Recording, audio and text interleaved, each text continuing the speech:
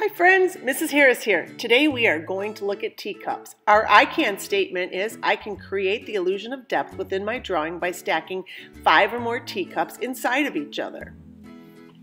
The history of tea goes way back 5,000 years ago to ancient Chinese legend.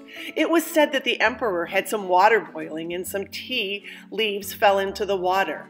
And it tasted so good he ordered all water to have tea leaves put into it. It was around the 1600s when it became fashionable to drink tea in France and Great Britain. The only difference was in China, they drank it lukewarm. So the cups that they used were more like little bowls. They didn't need handles. But the Brits, they drank theirs piping hot. So they needed to come up with a solution. It wasn't the handle yet. They created the saucer, a small porcelain stoneware bowl, as they called it, and it was flat, and it looked like the saucer. And they would pour the boiling hot tea in there and then drink from the saucer. It was later that the handle came about. There's a famous artist named Mary Cassatt. She's an American painter. She lived to be the age of 82, and it was really tough for women to be painters back then because, again, women didn't have a lot of rights. Many women painted under false names.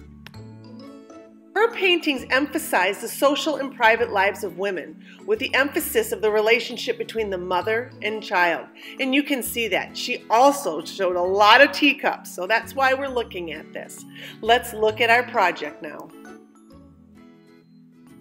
All right, let's start drawing our teacups. Let's remember that our emphasis this year has been on overlapping. So if I was to just draw teacups, and this is just gonna be a real quick teacup. If I was to do this, this is not overlapping. This is stacking, basically the letter U on top of each other. It doesn't create that illusion of depth.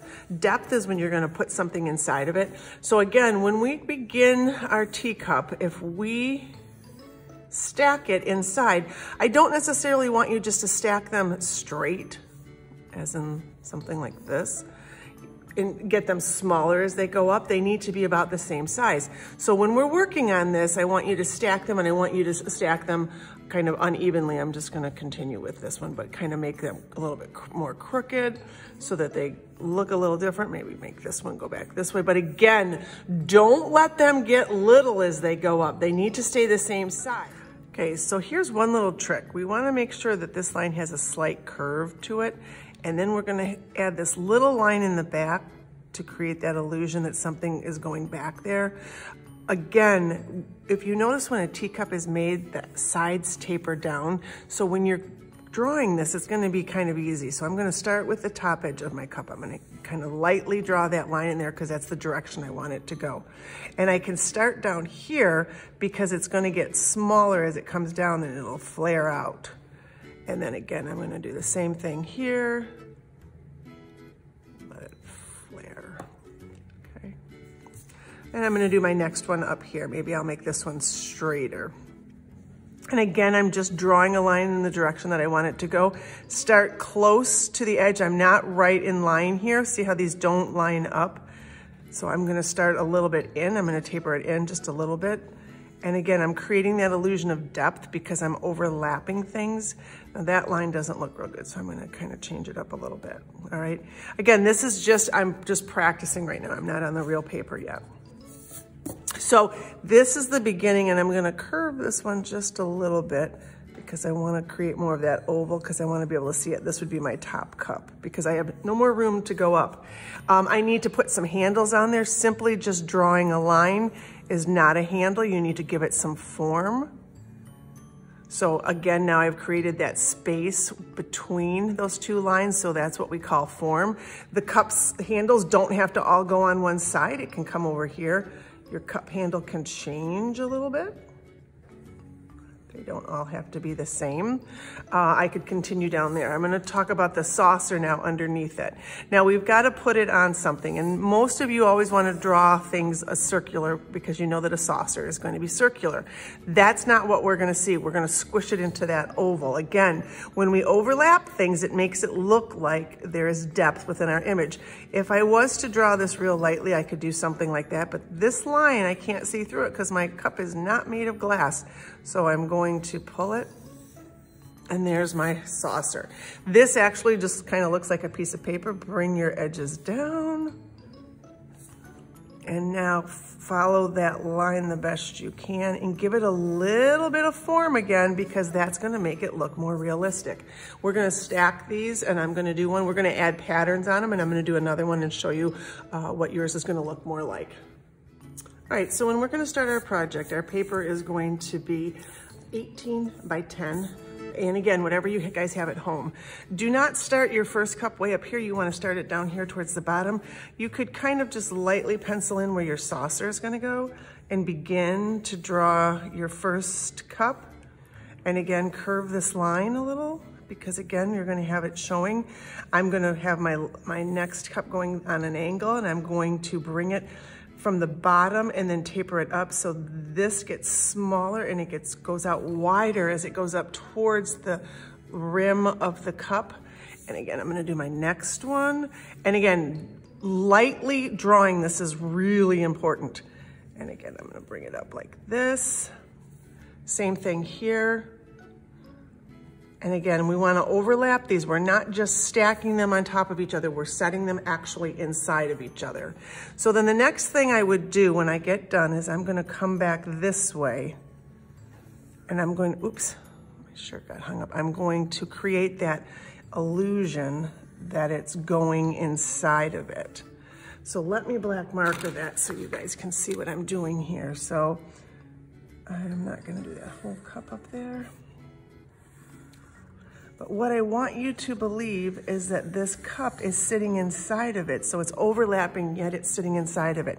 Same thing here. I'm going to create the illusion that the cup, you can see the back side of that cup below it.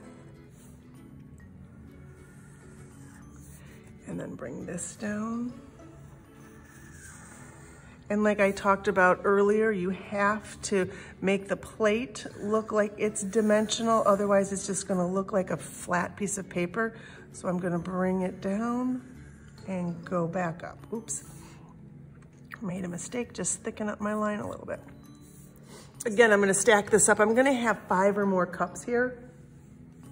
The next thing you want to think about is handles. I'm just going to go ahead and do them with the marker, but you guys want to draw them out. Again, if we do something simple like this, that's just a line. We need form, so I'm going to create that parallel line that follows it. You can get a little bit fancy with it, but this piece has got to touch the cup, because otherwise the handle's going to fall off. Okay, so your cups are gonna go up like that. The next thing you're gonna work on is filling your cups in with pattern.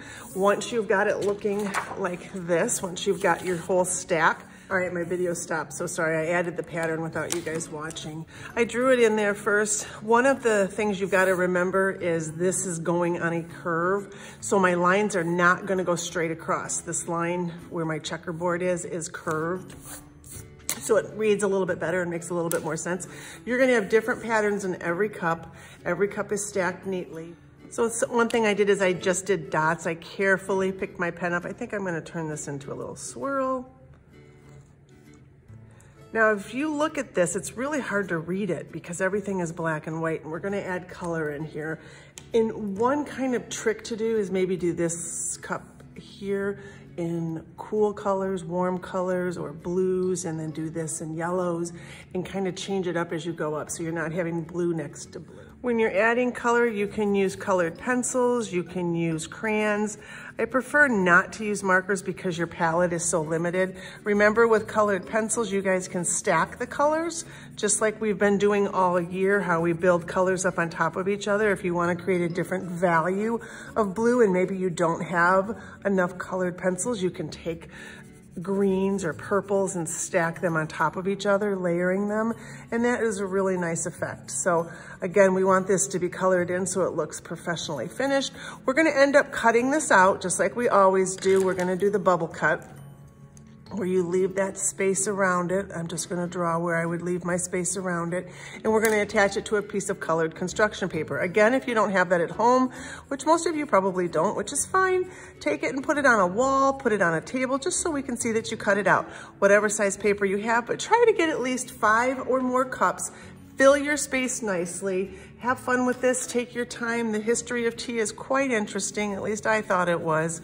It's always fun to learn about different things. See you soon.